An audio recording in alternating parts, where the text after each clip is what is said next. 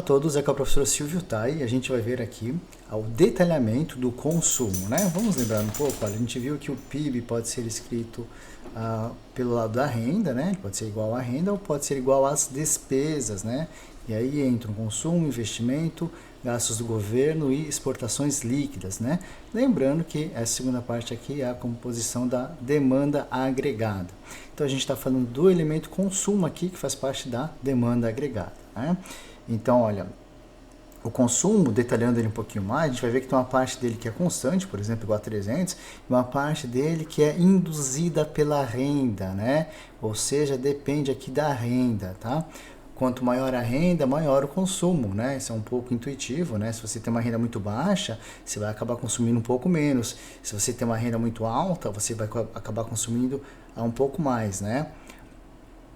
Existe, entretanto, uma parte do consumo aqui representada por 300 que ele é autônomo, que ele não depende da renda. Autônomo, ele não depende da renda, né? Olha, se você não tiver renda nenhuma, mesmo assim você vai continuar consumindo, né? Você vai dar um jeito de pegar de alguma poupança que você tenha feito ou fazer algum empréstimo, porque você tem alguns gastos, alguns consumos que são necessários para você continuar vivendo, como comida, por exemplo, né?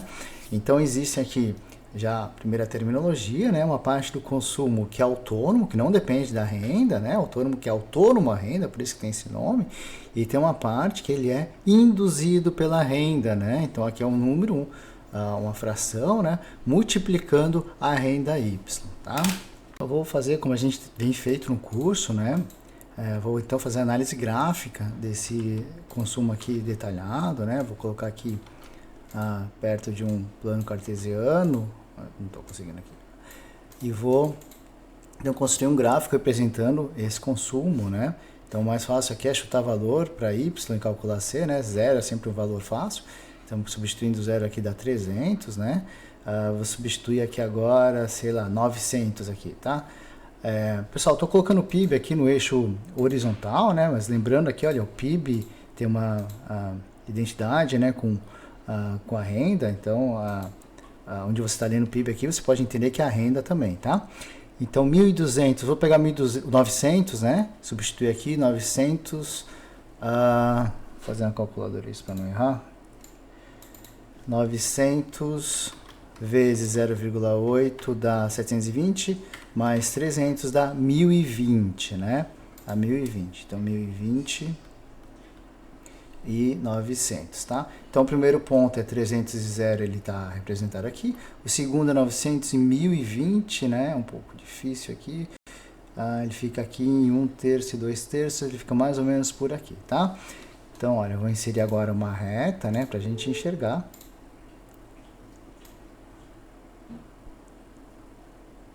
A gente enxergar o consumo, né? Consumo. Deixar em preto para ficar da cor dos pontos, tá?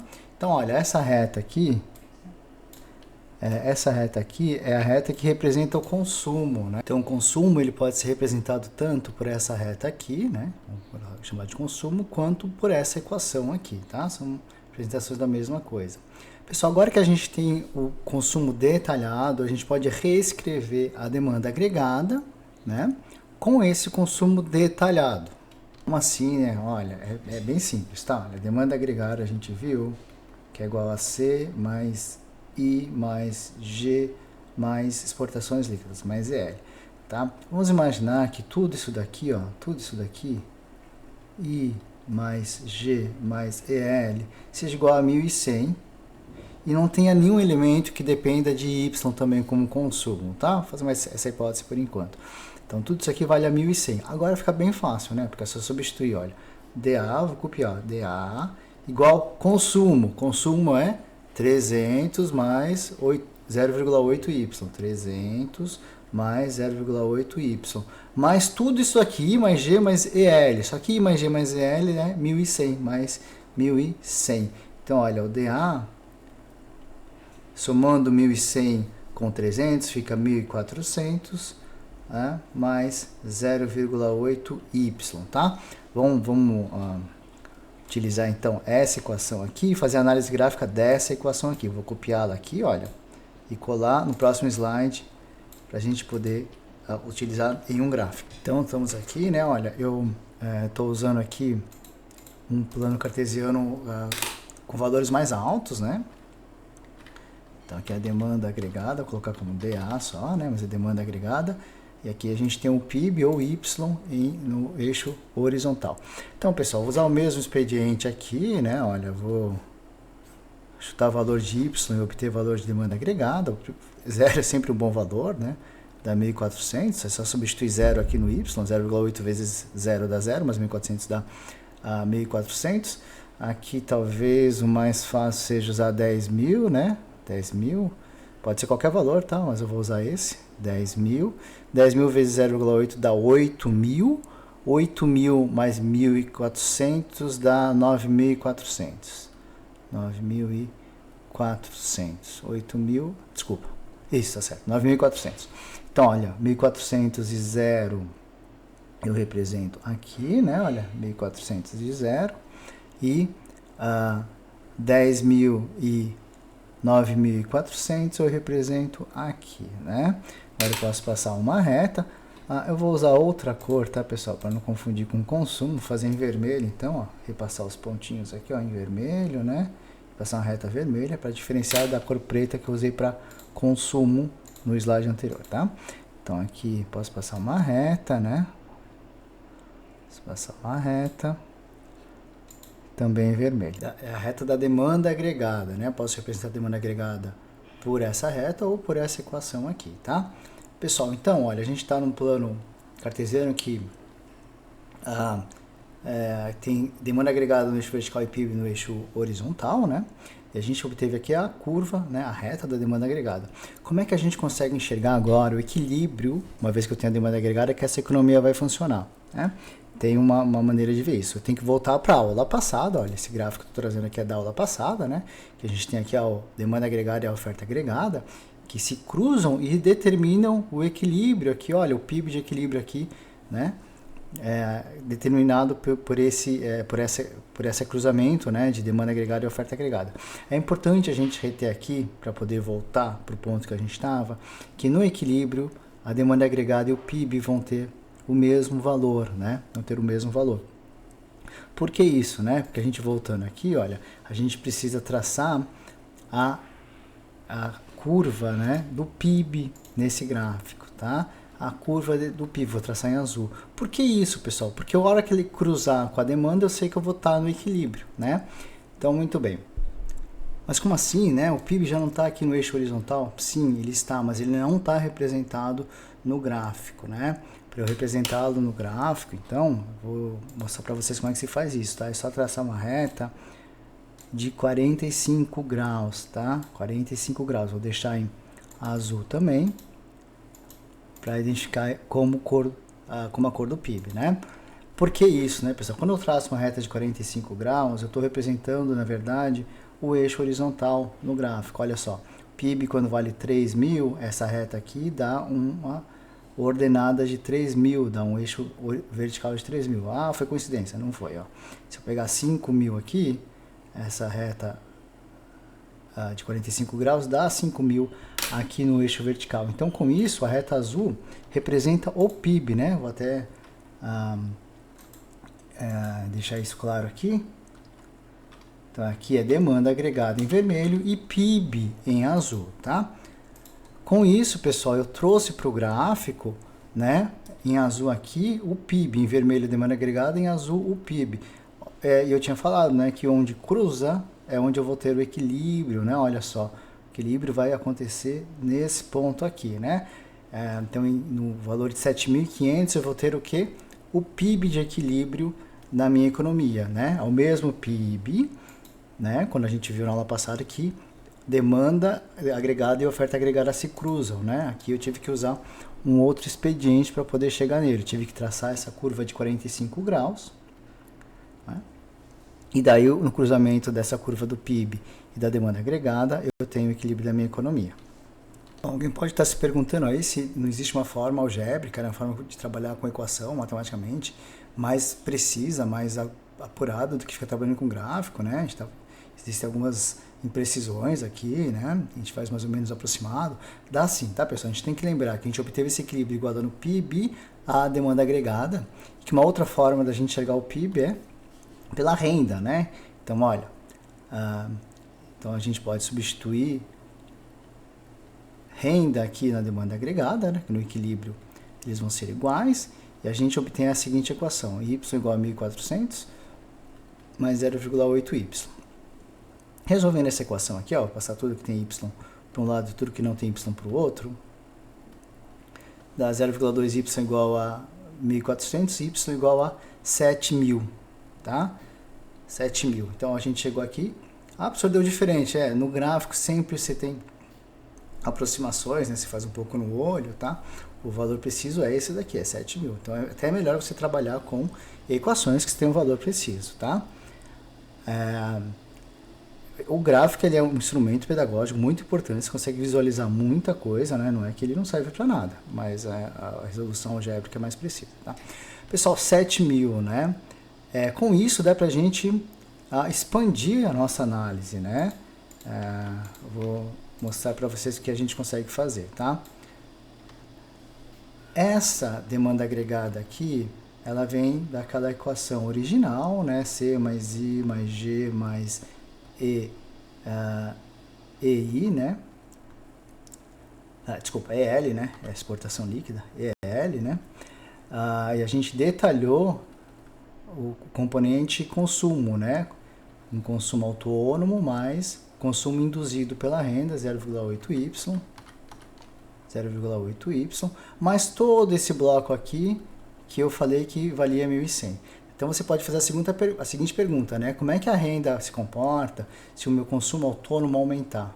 Se o meu consumo autônomo passar de 300, né? 300, olha, tem uma parte de consumo autônomo, uma parte de consumo induzido pela renda. Se a parte do consumo autônomo passar de 300 para 500, se tiver um aumento. Bom, alguém pode tentar chutar, falar, olha, se o consumo autônomo aumentou de 500, certamente isso aqui vai aumentar de 500, desculpa, se o consumo autônomo aumentou de 200, né, de 300 para 500, de 200, certamente a renda vai aumentar também de 200, isso aqui vai para 7.200, né? É um bom chute esse daqui, mas é errado, tá? Vocês vão ver que existe um efeito de multiplicação, que quando você tem esses aumentos, a repercussão dele na renda vai ser maior. Então vai dar mais do que 7.200 aqui, né? Vou provar para vocês, tá? Quem não estiver acreditando, eu vou provar para vocês, ó. Então vamos pegar aqui, vamos fazer com outra cor, nessa nova situação em que meu consumo autônomo não é de 300, mas é de 500. Vamos fazer em azul. Então minha nova demanda autônoma vai ser, em vez de 300, 500, né? Tem um novo consumo autônomo. O resto continua igual, eu copio, tá? Simplificando aqui, fica 1.600 mais 0,8y, né?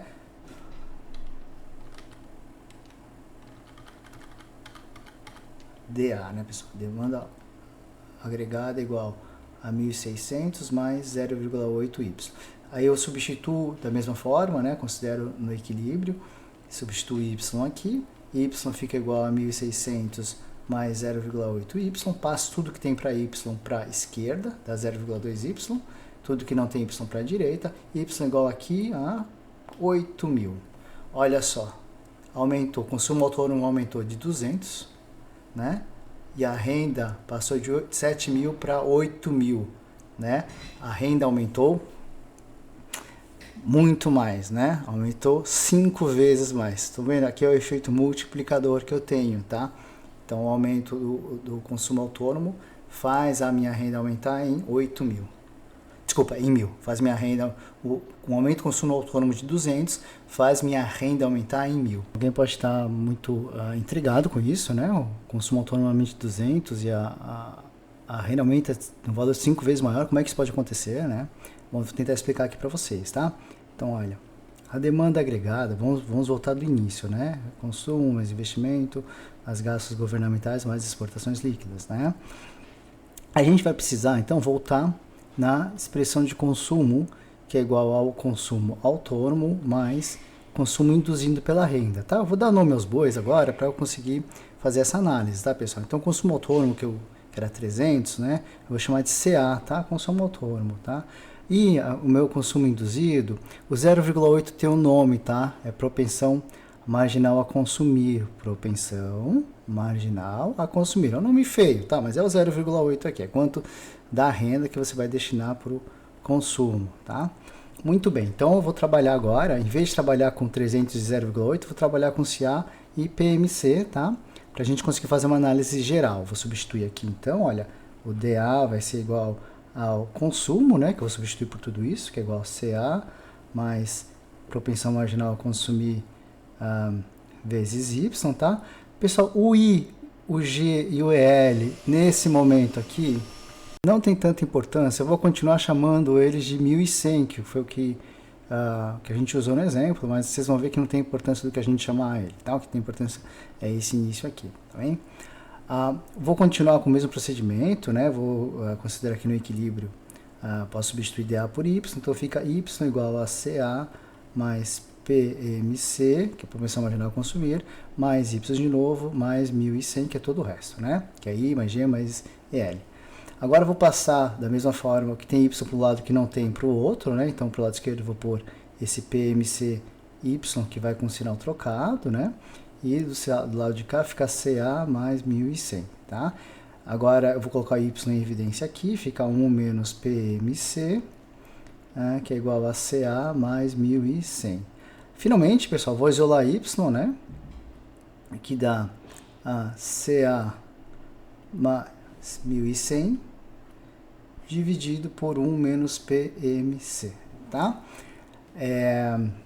Aqui eu consigo ainda separar, né? Ainda consigo separar em dois. Então, Y igual a CA sobre 1 menos PMC mais 1100 sobre 1 menos PMC. Muito bem. Muito bem, agora, como é que a gente deve enxergar isso daqui? A gente deve enxergar assim, ó.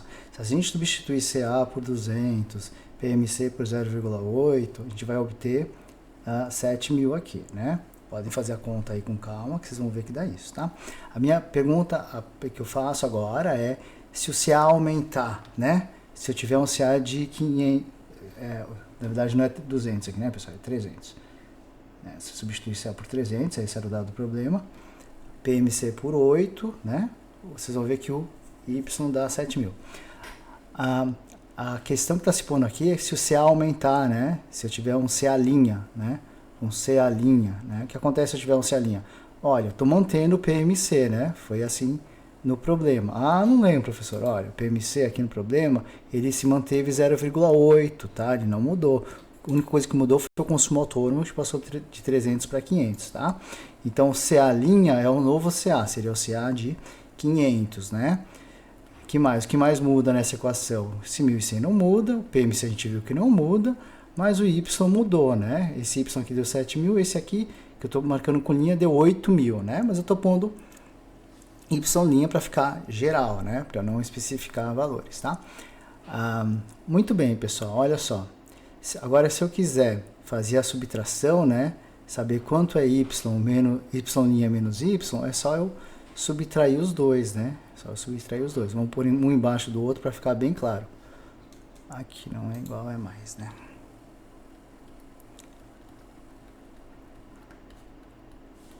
Vamos lá, fazer lado a lado, tá? Primeiro o lado esquerdo do sinal de igual, fica Y' menos Y, né? Agora o lado direito do sinal de igual, tá? Vai ficar CA' sobre 1 menos PMC menos CA sobre 1 menos PMC. Muito bem. E agora esse menos esse, se dá zero, né? Eles são iguais, eu posso cortar. Fica bem mais simples aqui. Então, olha, variação de Y, né? Y' menos Y, vou escrever assim, ó, delta Y, tá? Muito usado em matemática, quer dizer que é variação de Y, só isso, tá? Não é para complicar. Aqui eu tenho mínimo múltiplo comum, né? É ele mesmo, é o mesmo, né? Então posso manter 1 menos PMC e fica CA' menos CA, né? CA' menos CA também vou marcar como delta, tá? Então delta Y vai ser delta CA sobre 1 menos PMC, tá? Pessoal, aqui a última operação, tá? Eu vou deixar em evidência 1 menos PMC, vocês vão entender por quê. Delta Y igual 1 sobre 1 menos PMC, estou destacando, né, do ΔCA, tá? Muito bem, essa aqui é a equação final, tá? Deixa eu apagar aqui do lado esquerdo para a gente conseguir continuar analisando. O que acontece? Esse elemento aqui é a variação de CA, a variação do consumo autônomo, né? Então, deixa eu copiar aqui para a gente ter aqui, ó, ΔY igual a 1 sobre 1 menos PMC vezes variação do consumo autônomo. Esse elemento aqui é a variação do consumo autônomo. No exemplo que a gente deu, ele passou de 300, tá, para 500, né? Então, o ΔCA, nesse caso, é igual a 200, tá? No nosso exemplo. Muito bem. Esse elemento aqui é o multiplicador, tá, pessoal? É um multiplicador, tá? Se a gente substituir, né, vamos fazer ele aqui do lado, olha, 1 sobre 1 menos 0,8, substituindo, né, isso aqui dá 1 sobre 0,2, isso aqui dá 5, tá?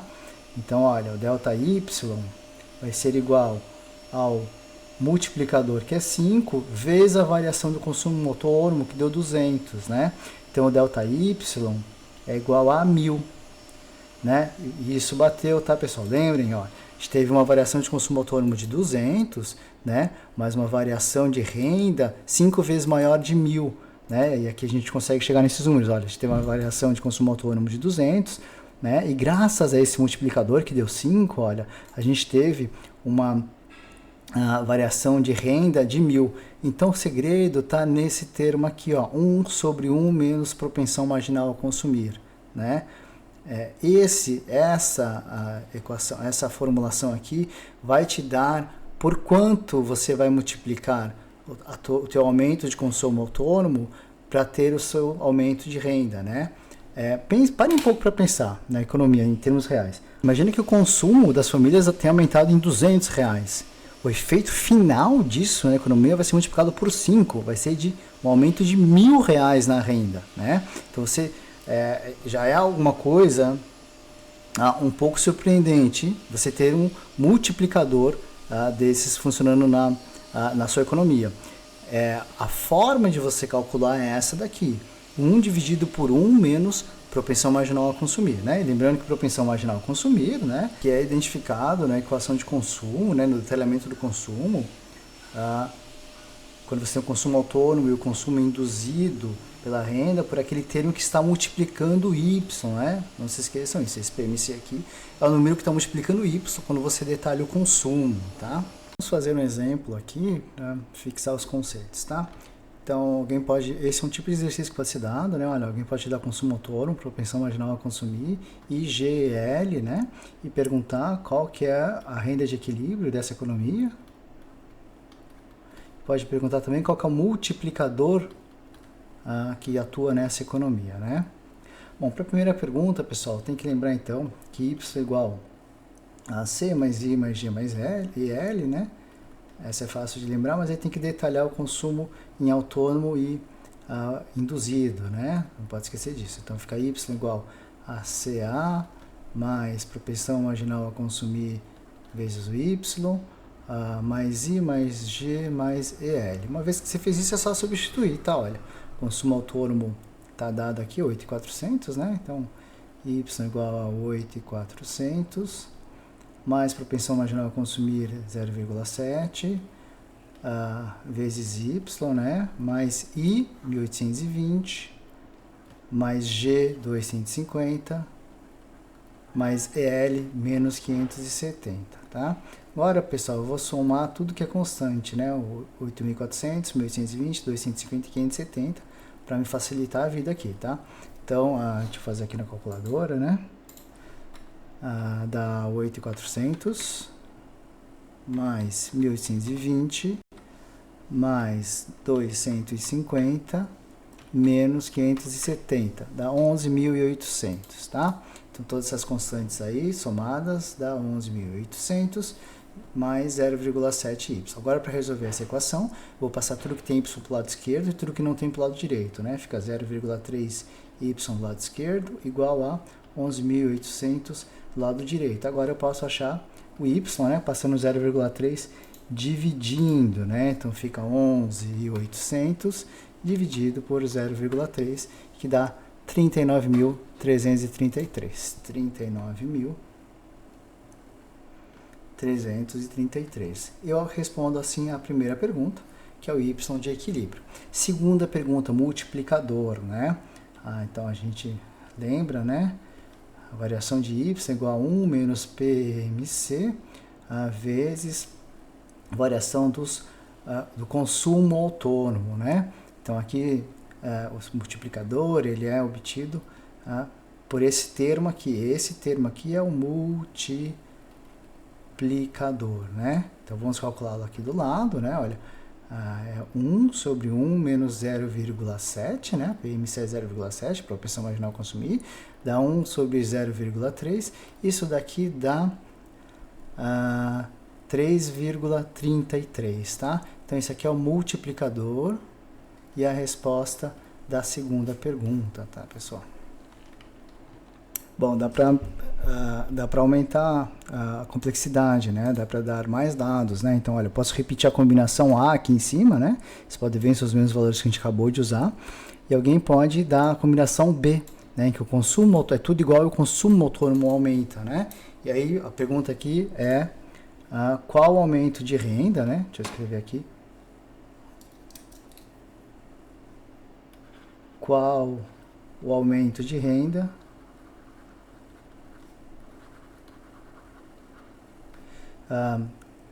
quando a economia